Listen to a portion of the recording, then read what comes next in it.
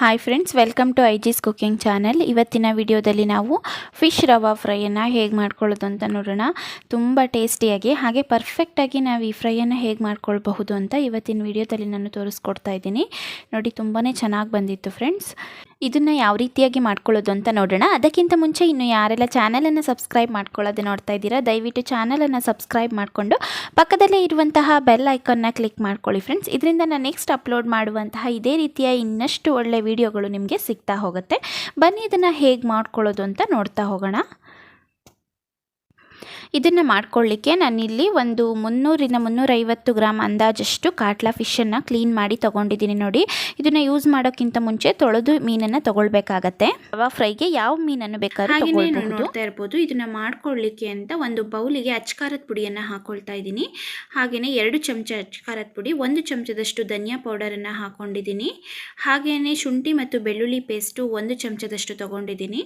ಹಾಗೆ ಇದರೊಟ್ಟಿಗೆ 1/4 ಚಮಚದಷ್ಟು ಅರಿಶಿನವನ್ನು ಹಾಕೊಳ್ತಾ ಇದ್ದೀನಿ.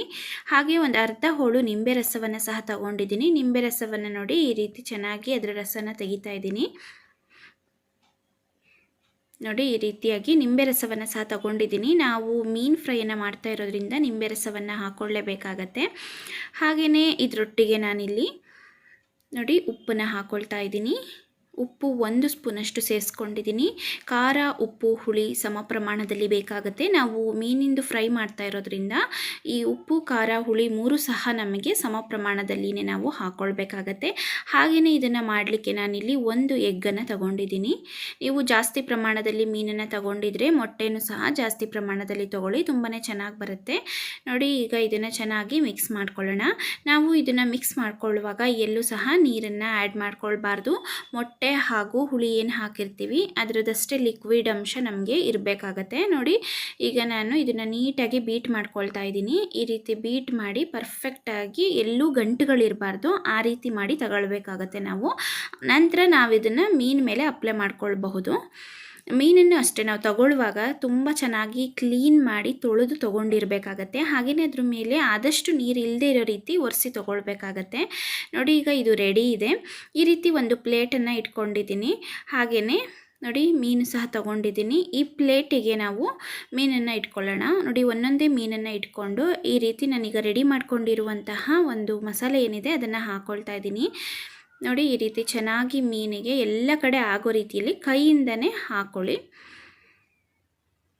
ನೋಡಿ, ಈ ರೀತಿಯಾಗಿ ನಾನು ಅಪ್ಲೈ ಮಾಡ್ಕೊಳ್ತಾ ಇದ್ದೀನಿ. ಈ ರೀತಿ ಮಾಡೋದ್ರಿಂದ ಎಲ್ಲ ಕಡೆಯೂ ಸಹ ಉಪ್ಪು ಖಾರ ಚೆನ್ನಾಗಿ ಹಿಡಿಯುತ್ತೆ ಮೀನಿಗೆ.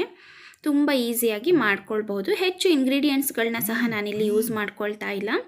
ಮೀನು ಆಗಿರೋದ್ರಿಂದ ಉಪ್ಪು, ಖಾರ, ಹುಳಿ 3 ಸಹ ಸಮ ಪ್ರಮಾಣದಲ್ಲಿ ಇದ್ದರೆ ನಿಜವಾಗ್ಲೂ ತುಂಬಾ ಪರ್ಫೆಕ್ಟಾಗಿ ಬರುತ್ತೆ ಮೀನಿನ ಫ್ರೈ. ಹಾಗೆ ನಾನು ಮಾಡ್ಕೊಂಡಿದ್ದಂತಹ ಮಸಾಲೆ ನಾನು ತೊಗೊಂಡಿದ್ದಂತಹ ಮೀನಿಗೆ ಪರ್ಫೆಕ್ಟಾಗಿ ಕರೆಕ್ಟ್ ಆಯಿತು. ನೋಡಿ, ಈ ರೀತಿ ಮಾಡಿ ತೊಗೊಂಡಿದ್ದೀನಿ. ಈ ರೀತಿ ಆದ ನಂತರ ನಾವು ಇದನ್ನು ಒಂದು 15 ನಿಮಿಷಗಳ ಕಾಲ ಈ ರೀತಿ ಒಂದು ಮುಚ್ಚಳವನ್ನು ಮುಚ್ಚಿ ಇಟ್ಕೊಳ್ಬೇಕಾಗತ್ತೆ. ಹಾಗೆಯೇ ಇದನ್ನು ರವಾ ಫ್ರೈ ಮಾಡ್ತಿರೋದ್ರಿಂದ ನಾನಿಲ್ಲಿ ರವೆ ತಗೊಳ್ತಾ ಇದ್ದೀನಿ. ನೋಡಿ, ಒಂದು ಅರ್ಧ ಬೌಲಷ್ಟು ರವೆನ ಯೂಸ್ ಮಾಡ್ಕೊಂಡಿದ್ದೀನಿ. ಹಾಗೆ ಈ ರವೆಗೆ ಒಂದು ಸ್ವಲ್ಪ ಉಪ್ಪು ಹಾಕ್ಕೊಂಡಿದ್ದೀನಿ, 1/4 ಚಮಚದಷ್ಟು. ಹಾಗೆಯೇ ಇದಕ್ಕೆ ಕೊತ್ತಂಬರಿ ಸೊಪ್ಪನ್ನು ಸಹ ಹಾಕ್ಕೊಳ್ಬೋದು, ತುಂಬ ಚೆನ್ನಾಗಿರುತ್ತೆ. ನೋಡಿ, ಈ ರೀತಿ ಒಂದು ಸ್ವಲ್ಪ ಕೊತ್ತಂಬರಿ ಸೊಪ್ಪನ್ನು ಉದುರಿಸ್ಕೊಂಡಿದ್ದೀನಿ. ಈಗ ನಾವು ತಗೊಂಡಿರುವಂತಹ ಮೀನು ಏನಿದೆ ಅದನ್ನು ಈ ರವಾದಲ್ಲಿ ನಾವು ಅದ್ಕೊಳ್ಬೇಕಾಗತ್ತೆ. ಹಾಗೆ ರವೆನ ಒಂದು ಸತಿ ಜಾಸ್ತಿ ಹಾಕ್ಕೊಳ್ಬೇಡಿ, ರವೆನ ಸ್ವಲ್ಪ ಸ್ವಲ್ಪನೇ ಹಾಕ್ಕೊಳ್ಬೇಕಾಗತ್ತೆ. ಬೇಕಾದರೆ ಮತ್ತೆ ತೊಗೊಳ್ಳೋಣ. ನೋಡಿ, ಸ್ವಲ್ಪ ರವೆನ ಹಾಕ್ಕೊಂಡು ನೋಡಿ ಈ ರೀತಿ ಅದ್ತಾ ಇದ್ದೀನಿ.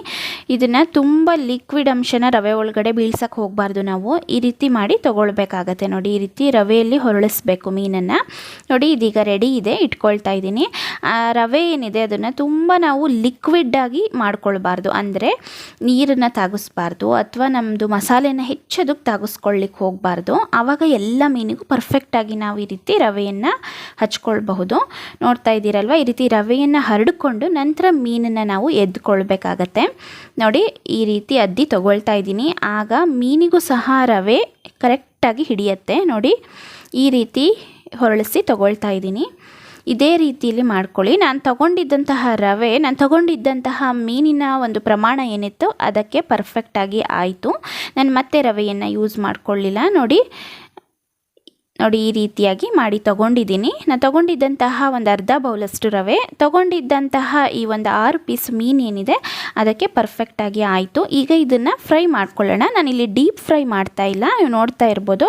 ಹಾಗೆಯೇ ಶಾಲೋ ಫ್ರೈ ಮಾಡ್ಕೊಳ್ತಾ ಇದ್ದೀನಿ. ಹಾಗೆಯೇ ನೋಡಿ ಮೀನನ್ನು ಹಾಕ್ಕೊಳ್ತಾ ಇದ್ದೀನಿ ಒಂದೊಂದಾಗಿ. ಎಣ್ಣೆ ಚೆನ್ನಾಗಿ ಕಾಯಬೇಕು, ಕಾಯಿದ ನಂತರ ಹಾಕ್ಕೊಳ್ತಾ ಇದ್ದೀನಿ. ಹಾಗೆಯೇ ನಾವು ಮಾಡ್ಕೊಳ್ಳುವಾಗ ಇದನ್ನು ಒಂದು ಮೀಡಿಯಮ್ ಫ್ಲೇಮಲ್ಲಿ ಇಟ್ಟು ಕುಕ್ ಮಾಡ್ಕೊಳ್ಬೇಕು. ಹೈ ಫ್ಲೇಮಲ್ಲಿ ಯಾವ ಕಾರಣಕ್ಕೂ ಕುಕ್ ಮಾಡಬೇಡಿ.